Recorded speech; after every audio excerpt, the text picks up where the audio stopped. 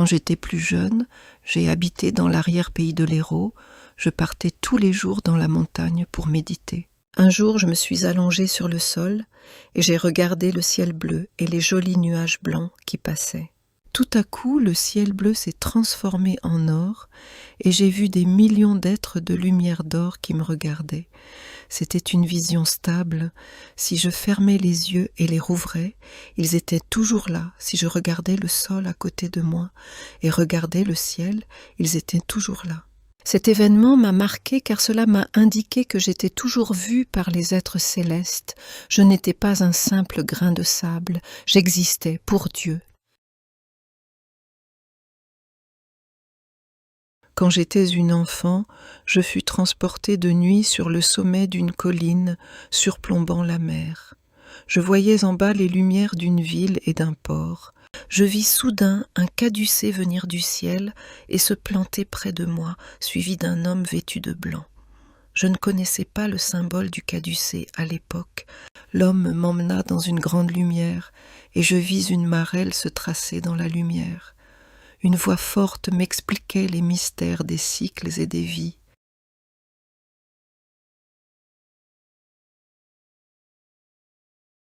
Alors, le caducée ou la croix, les deux car le sens est donné par Dieu. Le caducée est l'initiation et la croix est la vérité. En 1998, au cours d'un contact direct avec le Christ, je ressentis un amour puissant irradier ma poitrine par vagues. Le Christ traça une croix sur mon front en disant « C'est par l'amour qui se manifeste que tu reconnaîtras qui vient, lui en l'occurrence. » En mai 2000, alors que je me promenais avec un proche au bord d'un lac dans le centre de la France, le plan d'eau du Val d'Oron, je ressentis la puissante venue des anges de l'Apocalypse. Leur présence était tellement forte que j'avais du mal à rester debout, et mon compagnon a failli tomber sur le sol. Ils me dirent qu'il y aurait de plus en plus de catastrophes naturelles et qu'il resterait jusqu'à la fin. Ce qui s'est produit en effet et ne cessera qu'à la fin ultime de ce monde. Fin de cycle, c'est inexorable. Je ne mentirai pas pour faire plaisir et rassurer les incrédules et les peureux.